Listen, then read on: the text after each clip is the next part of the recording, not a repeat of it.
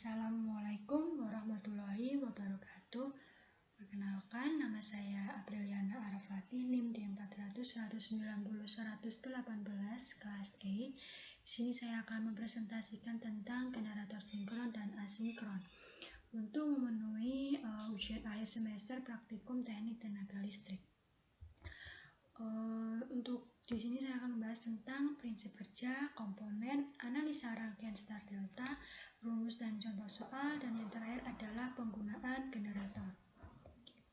Kemudian yang pertama kita akan membahas tentang prinsip kerja. Prinsip kerja dari yang pertama generator sinkron, yaitu kumparan medan yang ada pada rotor dihubungkan ke sumber eksitasi yang akan memberikan suplai arus listrik searah DC terhadap kumparan medan. Dengan adanya arus searah yang mengalir lewat kumparan medan, maka akan menimbulkan flux. Kedua, penggerak mula pada generator yang sudah terkoppel dengan rotor segera dioperasikan sehingga rotor berputar pada kecepatan nominalnya. Perputaran yang ada pada rotor memutar medan magnet yang dihasilkan oleh kumparan medan. Medan putar yang dihasilkan rotor diinduksikan pada kumparan jangkar sehingga kumparan jangkar yang ada pada stator menghasilkan flux magnetik. Flux tersebut bisa berubah-ubah besarnya terhadap waktu. Perubahan flux tersebut menimbulkan GGL induksi pada ujung kumparan. Pada gambar yang di samping ini ada gambar cara kerja dari generator sinkron, ada AC out, DC in, braces, slip ring, stator, dan rotor. Kemudian pada prinsip kerja generator asinkron, ketika mesin berfungsi sebagai motor, kumparan stator diberi tegangan 3 fasa sehingga akan timbul medan putar dengan kecepatan sinkron Ns. Namun, jika motor berfungsi sebagai generator, pada rotor motor diputar oleh sumber penggerak dengan kecepatan lebih besar daripada kecepatan sinkronnya. Bila suatu konduktor yang berputar di dalam medan magnet atau kumparan stator akan membangkitkan tegangan dan bila dihubungkan ke beban akan mengalirkan arus. Arus pada rotor ini akan berinteraksi dengan medan magnet pada kumparan stator sehingga timbul arus pada kumparan stator sebagai reaksi atas gaya mekanik yang diberikan. Pada proses perubahan motor induksi menjadi generator induksi atau asinkron dibutuhkan daya reaktif atau daya magnetisasi untuk membangkitkan tegangan pada terminal keluarannya. Dalam hal ini yang berfungsi sebagai penyearah daya reaktif adalah kapasitor yang besarnya disesuaikan dengan daya reaktif yang diperlukan. Yang di sana ini ada prinsip kerja dari generator asinkron yang berpenguat sendiri. Ini.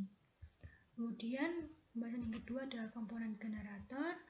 Untuk generator sinkron ada bagian stator terdiri atas tumpukan laminasi inti yang memiliki alur yang menjadi tempat kumparan yang dililitkan yang berbentuk silindris. Alur pada tumpukan laminasi inti dibentuk dari lembaran kertas. Tiap elemen laminasi inti dibentuk dari lembaran besi. Tiap lembaran besi tersebut memiliki beberapa alur dan beberapa lubang pengikat untuk menyatukan inti. Tiap kumparan tersebar dalam alur yang disebut belitan fasa, di mana bentuk generator 3 fasa. Belitan tersebut terpisah secara listrik sebesar 120 derajat. Kawat kumparan yang digunakan terbuat dari tembaga yang dilapisi dengan isolasi tipis. Kemudian tumpukan inti dan belitan stator diletakkan dalam cangkang silindris. Untuk gambar A adalah lempengan inti, gambar B tumpukan inti dengan kertas isolasi pada beberapa alurnya, gambar C tumpukan inti dan kumparan dalam cangkang stator. Pada bagian rotor, generator sinkron 3 fasa dapat dibedakan menjadi 2 jenis, yaitu rotor sangkar atau squirrel cage rotor dan rotor belitan atau wound rotor. Rotor sangkar terdiri dari susunan batang konduktor yang dibentangkan ke dalam slot-slot yang terdapat pada permukaan rotor dan tiap-tiap ujungnya dihubung singkat dengan menggunakan sorting rings. Sementara itu, pada rotor belitan, rotornya dibentuk dari satu set belitan 3 fasa yang merupakan bayangan dari belitan statornya. Biasanya, belitan 3 fasa dari rotor ini terhubung star dan kemudian tiap-tiap ujung dari 3 kawat rotor tersebut diikatkan pada slip ring yang berada pada poros rotor. Pada generator sinkron rotor bulitan, rangkaian rotornya dirancang untuk dapat disisipkan dengan tekanan eksternal, yang mana hal ini akan memberikan keuntungan dalam modifikasi karakteristik torsi kecepatan dari generator. Ini adalah gambar, di sebelah kanan ini ada gambar dari rotor generator sinkron. Kemudian kita akan generator asinkron. Pada bagian ini, rotor arus DC diterapkan pada lilitan rotor untuk menghasilkan medan magnet rotor. Rotor generator diputar oleh prime mover menghasilkan medan magnet berputar pada mesin. Medan magnet putar ini menginduksi tegangan 3 fasa pada kumparan stator generator. Rotor pada generator asinkron pada dasarnya adalah sebuah elektromagnet yang besar. Kutub medan magnet rotor dapat berupa salient atau kutub sepatu dan non-salient atau rotor silinder. Rotor silinder umumnya digunakan untuk rotor 2 kutub dan 4 kutub, sedangkan rotor kutub sepatu digunakan untuk rotor dengan 4 atau lebih kutub. Pemilihan konstruksi rotor tergantung dari kecepatan putar primer mover, frekuensi, dan rating daya generator. Generator dengan kecepatan 1500 rpm ke atas pada frekuensi 50 Hz dan rating daya sekitar 10 MV menggunakan rotor silinder. Sementara untuk daya di bawah 10 MV dan kecepatan rendah maka digunakan rotor kutub sepatu. Pada gambar A, ini adalah rotor kutub sepatu, dan B pada bagian kanan itu rotor silinder. Nah, bagian stator atau armatur adalah bagian generator yang berfungsi sebagai tempat menerima induksi magnet dari rotor. Arus AC yang menuju ke beban disalurkan melalui armatur. Komponen ini berbentuk sebuah rangka silinder dengan lilitan kawat konduktor yang sangat banyak. Armatur selalu diam atau tidak bergerak. Dalam lilitan Y, tegangan harmonik ketiga masing-masing fasa saling meniadakan, sedangkan dalam lilitan delta tegangan harmonik ditambahkan. Karena hubungan delta tertutup sehingga membuat sirkulasi arus harmonik ketiga yang meningkatkan rugi-rugi 12R atau 8 stator adalah bagian diam yang mengeluarkan tegangan bolak-balik pada generator asinkron yang terdiri dari rangka stator, inti stator, dan alur dan gigi stator serta kumparan stator. Ada 3 bentuk alur stator, yaitu terbuka, setengah terbuka, dan tertutup. Kumparan jangkar biasanya terbuat dari tembaga. Kumparan ini merupakan tempat timbulnya GGL induksi. Ini adalah alur. Ada alur terbuka, setengah, dan tertutup dari gambar yang samping kanan ini. Kemudian yang ketiga, pembahasan yang ketiga adalah analisa rangkaian star delta. Nah, di rangkaian yang pertama ini ada rangkaian hubung star. Di rangkaian hubung star ini ada U1, V1, dan W1 ini terhubung secara seri ke beban U, V, dan W. Dan W2 ini ada W2, U2, dan V2 dihubungkan ke break unit, kemudian P1 dihubungkan ke unit pengontrol P1, P2 dihubungkan dengan pengontrol P2, kemudian PE pada break ini dihubungkan ke unit pengontrol sama, kemudian F1 dihubungkan ke plus, F2 dihubungkan ke min, ke catu daya, ya ini PE dihubungkan ke catu daya. Seperti ini dari rangkaian hubung star. Nah, untuk rangkaian hubung delta, itu rangkaiannya ini paralel, W2, U2, V2 ini dihubungkan secara paralel, U1 dihubungkan ke U, V1 dihubungkan ke V, W ini dihubungkan ke W, seperti tadi plus dihubungkan plus. Jadi pembedanya dari star atau delta ini adalah dari rangkaiannya yang tadi adalah seri dan sekarang diparalelkan. Kemudian yang keempat, kita membahas rumus perhitungan dan contoh soal. Rumus perhitungan yang pertama adalah frekuensi. NR ini adalah jumlah rotor, P ini adalah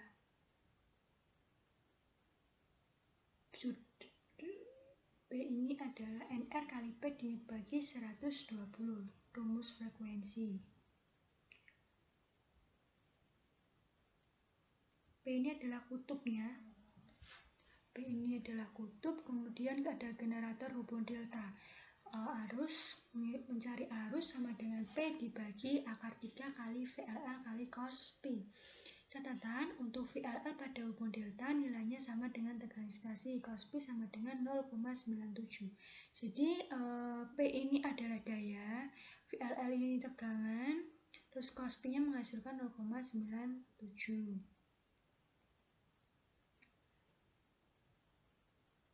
Terus untuk rumus generator hubung star itu sama, tapi pembedanya untuk VLL pada hubung star nilainya itu sama dengan tegangan ekstasi dikalikan akar 3. Contoh, jika VLL nya itu 200, tegangannya 24,5, tegangannya 24, jadi 24,5 dikali masih dikali akar 3, seperti itu. Nah, ini adalah contoh soal. Suatu generator sinkron 3 fase 4 kutub 50 Hz mempunyai 15 alur per kutub, tiap alur berisi 10 penghantar. Setiap penghantar dari tiap fase dihubungkan seri dengan faktor distribusi 0,95 dan faktor kisar 1. Pada waktu beban 0, EMF antara fase adalah 1825 volt. Hitunglah besarnya flux per kutub dari generator ini. Nah, dari perusahaan di atas dapat diketahui bahwa P sama dengan 4, kutubnya 4, frekuensinya 50 Hz, kemudian faktor kisarnya adalah 1, kemudian faktor distribusinya sama dengan 0,95, jumlah penghantar per alur sama dengan 10, EMF per fase sama dengan EP sama dengan 1825 per akar 3 volt. Banyaknya alur sama dengan 4 kali 15 sama dengan 60. Banyaknya alur per fase sama dengan 60 per 3 sama dengan 20. Banyaknya lilitan per fase sama dengan T sama dengan 20 kali 10 bagi 2 sama dengan 100. Selanjutnya, maka akan diperoleh hasil 1825 per akar 3 sama dengan 4,44 dikali 1 dikali 0,95 dikali 50 dikali 100. Dari hasil ini kemudian diperoleh hasil flux per kutub. Ini yang diketahui fluxnya kan. Flux dari sebagai berikut, menghasilkan 49,97 kali 10 pangkat 3 Weber atau menjadi 49,97 M Weber. Kemudian contoh yang kedua, hitung kecepatan dan tegangan per fase serta tegangan antar fase dari suatu generator sinkron 4 kutub 3 fase 50 Hz hubungan star dengan 36 alur atau slot, tiap slot berisi 30 penghantar sisi lilitan, flux per kutub 0,05 Weber, terdistribusi sinusoidal. Kemudian kita cari frekuensinya, tadi NR kali P kali 120, berarti 120 atau N sama dengan 120 kali F per P sama dengan 120 kali 50 per 4 sama dengan 1500 RPM. Kemudian mencari beta sama dengan 180 derajat per 36 per 4 sama dengan 20 derajat. M sama dengan 36 per 4 kali 3 sama dengan 3. Untuk mencari distribusinya sama dengan sin dalam kurung 3 kali 20 derajat per 2 per 3 sin 20 derajat per 2 menghasilkan 0,96. T per fasa sama dengan 360 per 2 sama dengan 180. Kemudian hasil yang diperoleh EPH sama dengan 4,44 kali 1 kali 0,96 dikali 50 dikali 0,05 kali 180 menghasilkan 1920 volt per fase. ELL mencarinya adalah akar 3 kali EPH sama dengan akar 3 dikali 1920 menghasilkan 3320 volt. Untuk yang terakhir, materinya adalah penggunaan generator dalam pembangkit listrik. Yang pertama, pembuatan generator sinkron untuk pembangkit listrik tenaga mikrohidro dari magnet motor bekas. Generator ini dibuat dan digunakan pada turbin skru dengan menggunakan potensi aliran air sungai atau irigasi, di mana aliran sungai atau irigasi memiliki head yang tidak terlalu tinggi dan debit yang cukup besar.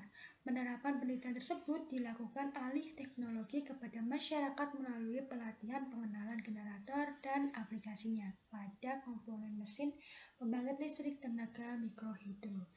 Generator ini memiliki beberapa komponen seperti rotor dan stator, di mana rotor mengandung komponen magnet yang terdiri atas beberapa kutub dan stator yang berisi lilitan kumparan.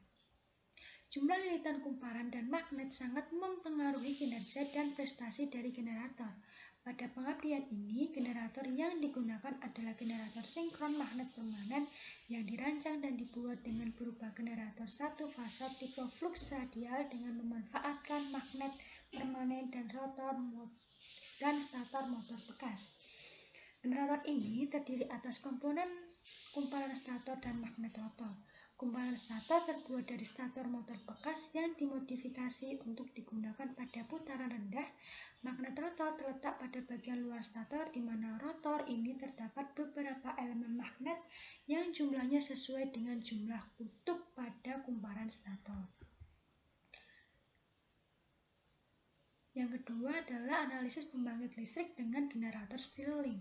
Untuk mendapatkan energi pembangkit listrik tenaga panas dengan bantuan mesin Stirling dengan hasil yang maksimal, maka bagian dari mesin Stirling tersebut harus dikondisikan dengan sedemikian rupa hingga diperoleh pembangkit listrik dengan tingkat prestasi yang tinggi dan sesuai dengan karakteristik dan bentuk yang diinginkan. Cara kerja mesin ini memanfaatkan sifat dasar udara yang akan memuai jika dipanaskan dan akan menyusut jika didinginkan. Dengan demikian akan terjadi siklus pemuaian dan penyusutan sehingga sebuah mesin dapat berputar. Siklus Stirling ideal terdiri dari 4 proses yang dikombinasikan menjadi sebuah siklus tertutup, yaitu 2 proses isotermal dan 2 proses isokorik. Proses tersebut ditunjukkan pada diagram tekanan volume BF dan diagram temperatur entropi atau TS. Luas area di dalam diagram siklus Stirling tersebut adalah kerja indikator yang dihasilkan dari siklus tersebut. Kerja yang dihasilkan oleh siklus hanya dihasilkan dari proses isotermalnya saja. Proses perancangan Stirling ini tidak berdasarkan daya output yang harus dihasilkan, melainkan mencoba mengestimasi berapa daya yang dihasilkan dengan kondisi termodinamika yang dapat dicapai. Kemudian yang ketiga adalah pembangkit listrik tenaga arus laut menggunakan generator asinkron. Penelitian ini dibahas untuk mengenai pemanfaatan energi arus laut yang terdapat pada perairan, terutama pada selat yang sempit melalui suatu pradesain sederhana. Penelitian ini mengupayakan sumber energi listrik dari arus laut dihasilkan dari tahanan air yang memutar baling-baling. Energi yang kontinu sepanjang siang dan malam akan dimanfaatkan untuk memutar turbin air, di mana porosnya dihubungkan dengan generator asinkron. Proses pembangkitan tenaga listrik sebagian besar dilakukan dengan cara memutar generator sehingga didapat tenaga listrik dengan tegangan bolak-balik. Pusat listrik adalah tempat di mana proses pembangkitan tenaga listrik dilakukan. Pergerakan massa air laut dari suatu tempat ke tempat lain, baik secara vertikal atau gerak ke atas maupun secara horizontal gerakan ke samping menuju keseimbangan, atau gerakan air yang sangat luas yang terjadi di seluruh lautan dunia. Gerakan yang terjadi merupakan hasil resultan dari berbagai macam gaya yang bekerja pada permukaan, kolom, dan dasar perairan. Hasil dari gerakan massa air ini adalah vektor yang mempunyai besaran kecepatan dan arah. Keuntungan dari generator masukan ganda diantaranya adalah tegangan dan frekuensi yang dihasilkan dapat tetap besarnya walaupun kecepatan putarnya berubah-ubah. Namun, generator induksi jenis ini membutuhkan inverter sebagai pengatur tegangan pada rotor dan juga rotor jenis kumparan karena generator ini membutuhkan sumber pada rotornya.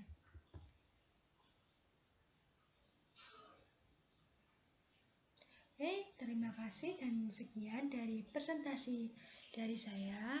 Semoga ilmu yang saya paparkan ini adalah bermanfaat dan mohon maaf apabila dalam penulisan ataupun tutur kata saya bersalah, mohon dimaafkan.